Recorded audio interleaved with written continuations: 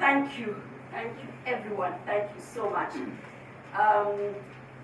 Mom, Reverend Teresia Wairimo, my spiritual authority, my mentor, my mom, in the true sense of the word, as my cover. Your Excellency, Mrs. Rachel Ruto, Dr. Herta, my friend, and all guests in the house. Thank you so much for coming. Thank you for making time. First, I'll tell you the dormers that have gone, the dormers, so that you understand when I've written these books, I've written about the real person, the real woman, the real man, when things are not always perfect. First of all, Gary and his sons had refused to wear suits. That was the first dormer. They had refused completely. Up to this morning, it was still a dormer in the house. Why should we wear suits? How do you know everybody will be in suits? I said, this is my day, please dress up. So the boys were sending me WhatsApp messages showing me, this suit is not fitting, this one is not fitting. In the end, I just told them, just come anyhow. But those were the first dormers in our house. Then the second dormer, we had a plan, the welcome committee, the welcome plan. We had to go with bouquets of flowers and welcome Mom, and then welcome Her Excellency. Mom arrived and welcomed herself and found herself upstairs. And then while I was busy going to tell her, gosh, Mom, I was supposed to welcome you. Her Excellency arrives. And she also welcomes herself. It doesn't always go the way you have planned, but it's all good. And we're here. And then my girls, my planners, where's the carpet? There was a carpet that was to come and cover this stage. I think the Uber never came on time. There were dormers and dormers and dormers. But I just thank God with all that stress we're here today. Now the next thing I want to say is that I like the way COVID has forced us to ask ourselves, who is who in your life? Remember, I was restricted. Kawaida, you know I'm drama queen, yeah? There are 400 guests, 500. But this time you're restricted and you have to choose. I had to really sit down and choose who can fit in the guest list. So when I look at each table, you're here for a reason. You're here because you're special in my life and there's a connection. That table there, for example, I see my big brother, Washira Mahiu, and my sister Esther Washira. I can see Dr. James Karandu. I went for a class to learn how to write, like 3-4 years ago. I went to his class. He was doing a course, a 90-day course on how to write a book. And I was taken by my friend Jane Muni. Dr. Muni, please stand up. The history of these books must come out today. That's my friend Jane. And I told her, I want to start writing. And he said, oh, there's a man who teaches on how to write. The structure. That's Dr. James Karandu. On how to write. And it was very interesting how I didn't finish the course. I think I left halfway through. I can be like that. These books are about the dysfunctional woman of destiny. Nonetheless, gets of destiny, despite the dysfunctions. So I didn't finish the class, but I wrote the books. I think that was the point, yeah? I wrote the books at the end of the day. And I just thank God for each and every one of you as I look around the room and I see my book club group there. Kina Roslyn, Kina Wagodi, Kina Liz. I see Kina Pat. I see Dr. Melvin, my coach. Thank you, Dr. Melvin. Thank you so much. I see here my legal professional colleagues. Lady Justice Joyce Alwatch. I see Lady Justice Martha Coleman. I see Lady Justice Agnes Murgo. A story about Agnes. She was our baby in Alliance Girls High School. Susan Matiba and I were put in charge of her when she first came to Alliance. Because she came from a very posh life. And she couldn't handle Alliance. And I think Mrs. Waidaka, the headmistress, thought Sally and Susan Matiba are the poshest in the school. So we're the only ones who could look after Agnes Muli at the time. And she came and we looked after her. And she was our baby throughout for 4 years in Alliance. For 6 years, we finished high school together in Alliance. And today she's Lady Justice Agnes Bulldog. We're so proud of you. Thank God for you so much. I have my FEM family. This is such a special family. I have them on another table there. This is my Hope Church. This is where I'm fed This is where I grow. This is where I run to. Dr. Reverend Anne Wambugu, thank you. This is where I get nurtured under our spiritual mother. So each and every person in this room, I see Pastor Janet Mutinda. When Gary used to go to another church before he came to our church, he used to go to another church where Pastor Janet was. That was her pastor. He's still her pastor, but now he knows our pastor is Pastor Mom. But Pastor Janet Mutinda is valuable in our family. She has been with Gary's pastor for so long. We've become friends. And with her husband, Mr. T. Mutinda. And I thank God for you so much for being here today. And of course, my aunt Judy and my uncle Richard, who came by force. Oh, Uncle Dick's feet are hurting today. I said no, he has to come. So that's why he was left, because he wasn't getting ready quickly. And then later he came, so I thank God for you. My Camp David family starts here. Couples is there's Sam and Jane Moy, there is Kanja and Nelly, there is Richard and Lydia Kimeni, there is Shiko and Alan Gashukia, Jane and Nick Muni. This is my Camp David family. These are the couples. Every other weekend we're together. Then I have my sisters for life. Where are my sisters for life? Where are you there? Kina Nyokavi, Kina Kathleen, Jox, Jamie, Ivy, Angie. The whole lot is there. Before I went to England, because I went to England, I was first at Nairobi University. And when I was at Nairobi University, Flo Masinde was my girl. She's the one we used to hang with at that time, but we're still friends. So I left her and came back, and we will not leave each other. And she introduced us, and from that day, Dr. Hatta and I have been almost inseparable, having dinners and talking, mentoring me and all. And such special people in this room. Buki, my mentee. Hi dear, there's Buki, my young mentee. And I just thank God for each and every one of you. I have my seasoned woman board of advisors. They normally give me advice. I may not have to take it because I tell them I'm the vision bearer. They give me all the advice. Oh, do it like this, change the program. I listen, I write. Then on the day they see I've done everything differently. Then they ask me, but we said this. Then I said, I'm the vision bearer.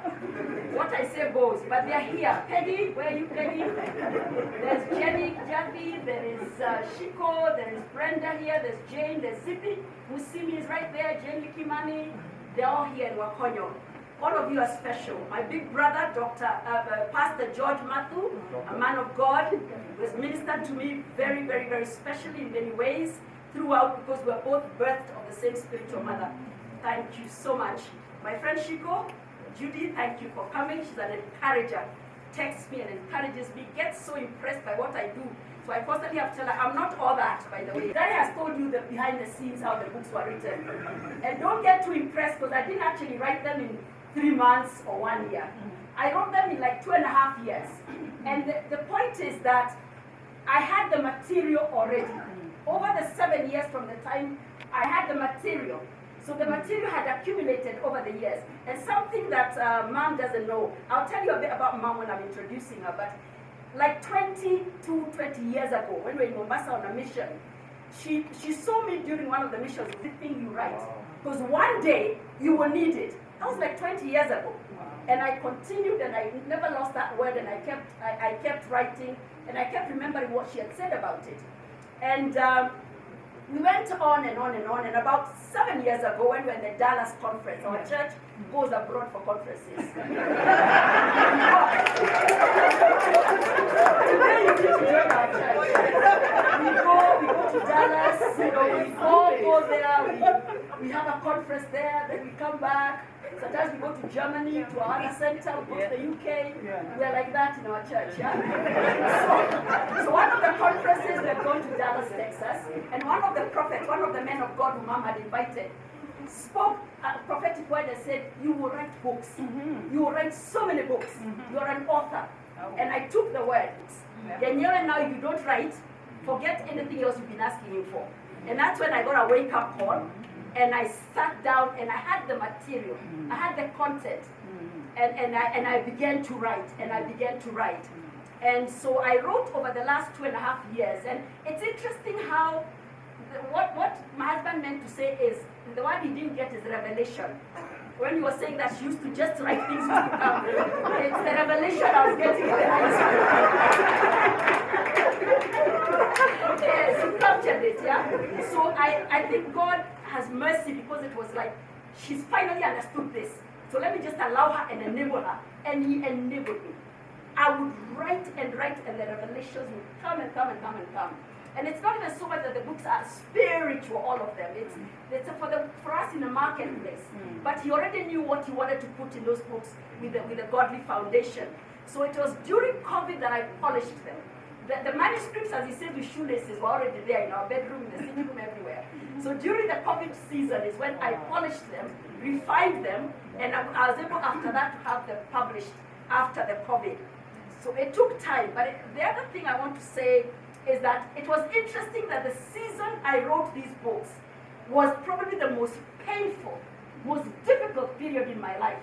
Those seasons where anything that can go wrong goes wrong. So I was in a wilderness experience. I was in a hurting place. I was in a place where there was a lot of pain, a lot of hurt, a lot of questions. But it's interesting how in the midst of all that, so much good can come out of it. Yeah. Because I would write and write and write. Sometimes I would cry as I'm writing. Then I would say, God, you never explained this. I'm in the middle of all this pain and hurt and this wilderness. And at the same time, you're allowing me to take out something that's going to bless. There's a chapter here about your pain points and the wounds of life. And I thought, you're making me write something, and me myself, I'm not healed. How does that work? And I think he wanted me to write during that season. One fiery furnace after another. One lion's den after another. Anything that could go wrong went wrong. But somehow the grace was there. The grace to write was there. And to bring out what God wanted to come out. So I'm going to give you a short overview of what these books are so that you buy with the revelation, yeah? I know there are those who are buying kilazima. There are friends who are buying by force. You're buying by force, but that's how we work. But I want you to also, I also want you to buy with the revelation and understanding of what you're buying. Now, the first book is The Seasoned Servitude. And it's very interesting how that came about. One time, Her Excellency staff members and His Excellency staff members needed to have a session on service, serving your leader. And Mom was invited to that session at His Excellency and Her Excellencies. And this is the beauty of having a spiritual mentor and a spiritual authority. And she took me with her. She said, come, let's go to this function. And we went and she said, I want you to share with them about nuggets about how to serve, how you serve your leaders in whichever area you're in. And when Mom gives us a chance to speak somewhere, we prepare. You start shaking and you start wondering, what am I going to tell people? But God gave me the points, the principles. And I went and I spoke to the seminar, the staff members in that place. And at the end of the seminar, they were so blessed and impacted. They actually, like a week later, produced a small booklet. And they brought it to me and they said, we were so blessed, we captured everything in this small booklet. And then my mother is a mother of excellence. She said, that booklet is not your level. You're going to do a real book. And me, I was excited. I have a booklet. I've written it to San Mahiu. She said, yes, that's okay, but you will produce the real thing. You will sit down and make it a real book.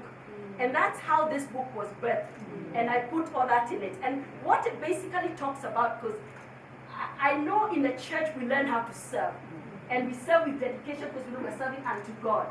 And at some point, I began to be convicted about what if the service we render in the church could be extended to the political sphere, to the corporate sector, to family societies. That service in itself would thrive our nation if we all serve with that kind of dedication. And so this book captures that. It talks about service in every sphere of influence you may be at, serving with such a dedication with a true servant's heart. And I've captured 7 chapters there. The first one is about the principles of servitude. What are the principles of servitude? It comes by virtue of a revelation. It's something that you get, it dawns on you, you're called to serve in a particular capacity. And I've dealt with the principles of servitude. I've dealt with the persona of a servant, meaning the character, the attitude, and the heart of a servant. What is the right heart, the right attitude, and the right character? I've dealt with the purpose of a servant, the competence, Because you can have the character, but you don't have the skills and you don't have the competence. So competence and character go together when it comes to true servanthood. I've dealt with the place of service. We're not called to serve just anywhere. Wherever you are, there's your place, there's your position, there is your post, there is your seat in the bus, there is your race that you run. So understanding where you're called to serve and in which capacity is very important. Because sometimes you think you're supposed to serve in the highest seat. Sometimes it doesn't work that way. God may tell you, you serve this leader, not the other way around. So it's understanding that. I've talked about the people of true servanthood. You will have relationships. I've talked about the relationship between a servant and a leader. It's a very delicate, sensitive relationship in whichever sphere you're at. Because you're serving someone with a vision. And so you really need to be committed.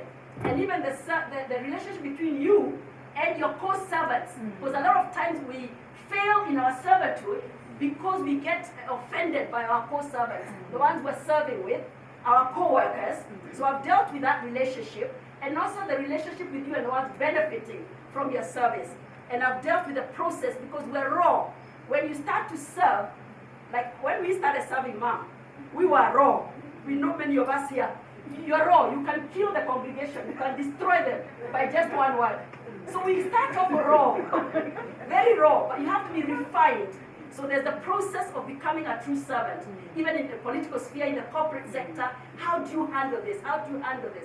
So we've talked about process, and then in the last chapter, I've talked about the price, because there is a price for faithful servanthood. There is rewards when we faithfully serve in whichever sphere and sector we're in.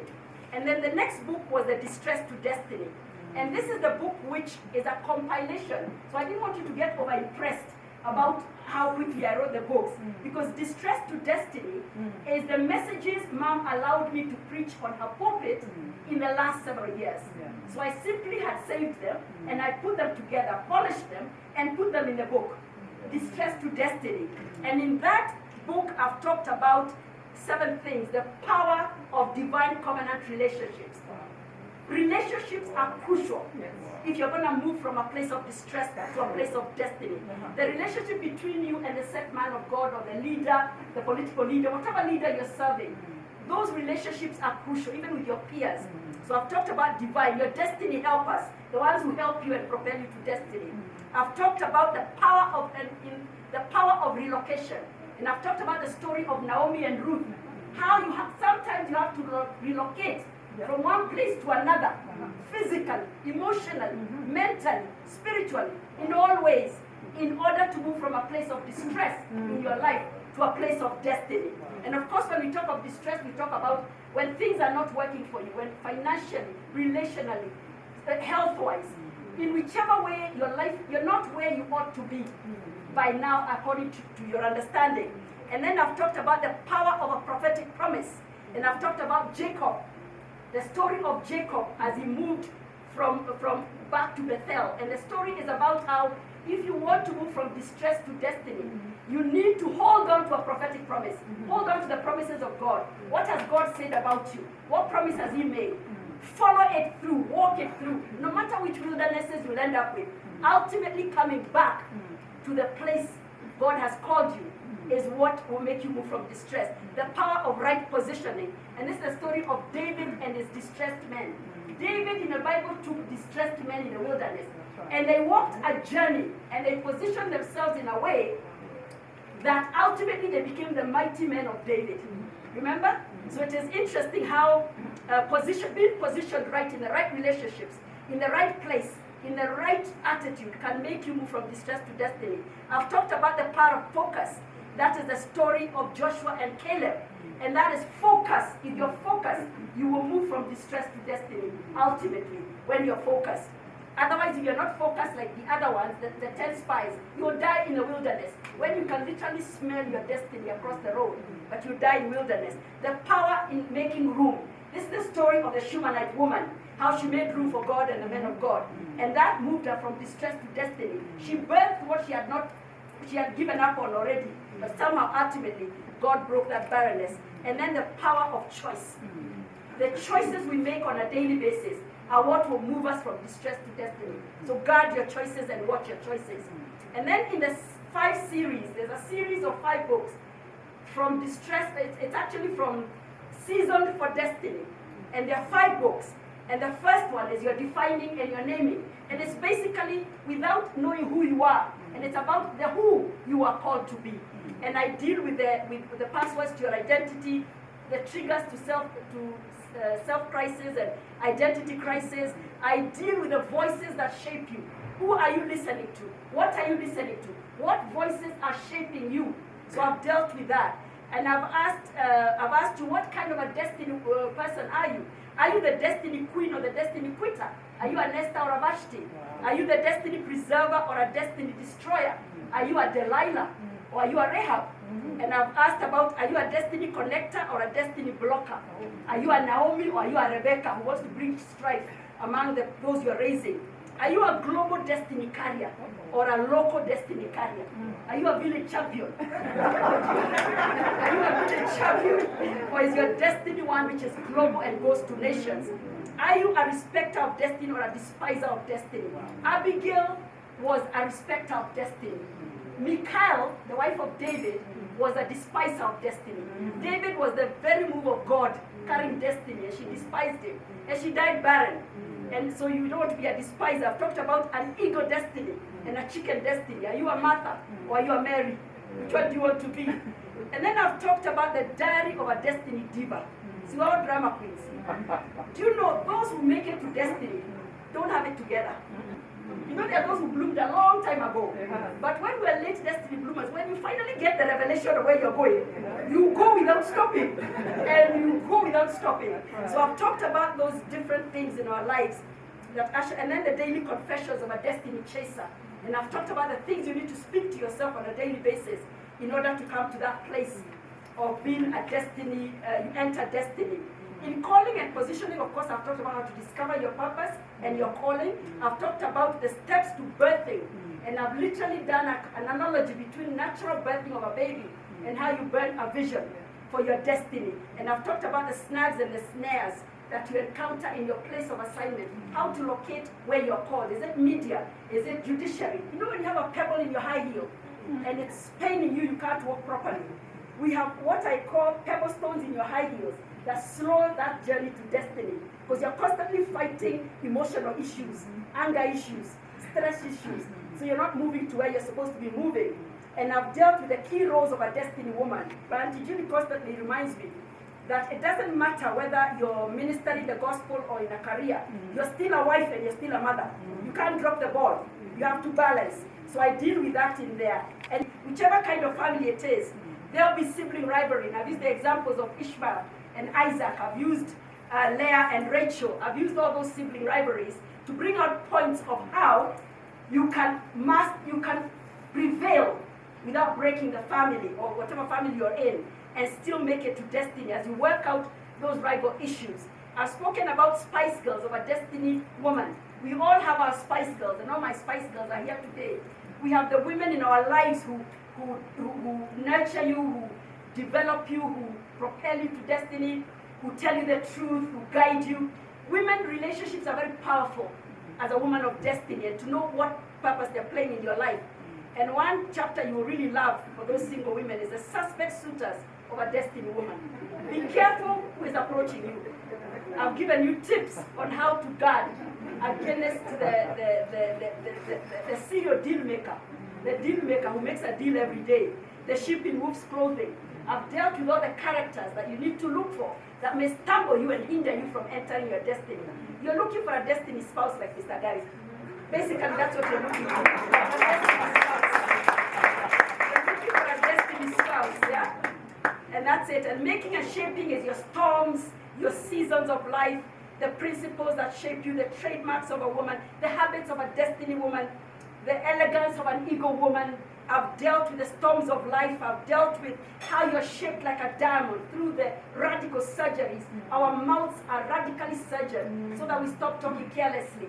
Our ears, as we go through surgery. Our hearts, so that we get rid of the toxic emotions. My sons, Eric and Christopher, these are truly the sons of my strength, the sons of my right hand, and who have also supported and encouraged me in my destiny endeavors. No matter how radically insane I sounded at times, they have encouraged me and kept cheering me on. They were patient for years whenever I locked myself away to seek God and in a secret place and be immersed in the Word. And when I was away, mainly, not only physically but emotionally, when we withdraw ourselves emotionally from our families, they understood and they stood with me. My late dad, Chris Kahara, who constantly affirmed me and instilled the confidence I needed to embark on many destiny journeys, leading to where I am today, for affirming me throughout my life and instilling self-confidence in me. And he would have definitely been excited about these books if he had been here to witness them. Reverend Teresia Werimo, my destiny midwife, who has spoken into my life for the past more than 2 decades, and who has been diligent in nurturing me, molding me, and shaping me to birth out the gifts within me.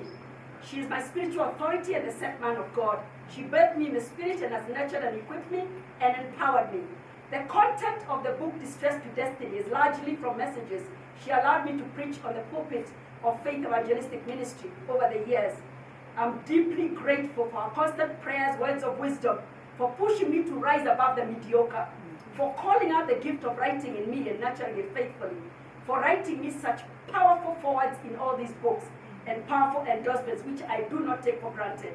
I want to thank the FEM ministry team, Faith Evangelistic Ministry, led by Minister Raymond Mudama and Reverend Dr. Anne Wambogo, many of whom I found in the ministry when I joined, and for our continued support, for cheering me on and constantly but gently reminding me that I needed to birth these books. I also thank our entire team and staff members who are also a catalyst to the conception of the Servitude book, following the seminar that I conducted for them.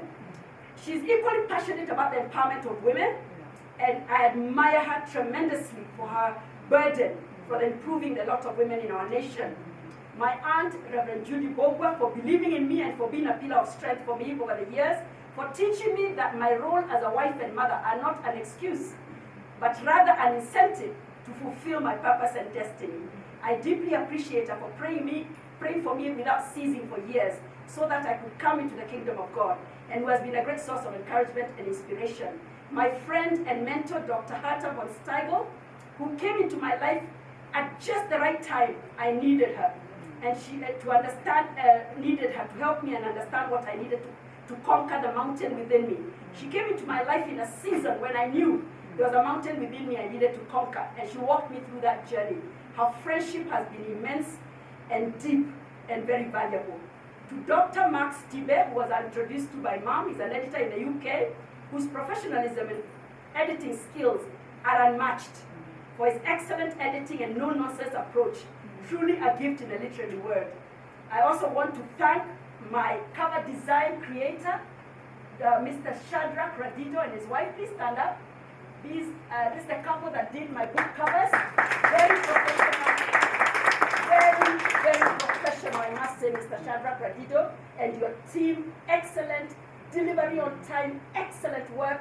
Everything they've done for me has been above and beyond, and it helps that they are born again and they prayed over every aspect of this design. Thank you so much. One day I said to the ministry team, I need a young person who is free to come and help me type and research. And they sent me a couple of names, and I interviewed, and I took Victor. And we've been on this journey together, the politest young man. Yeah. Thank you. Pastor Zachary and my wife, thank you for raising. He's bold. This young man has worked with me on these books.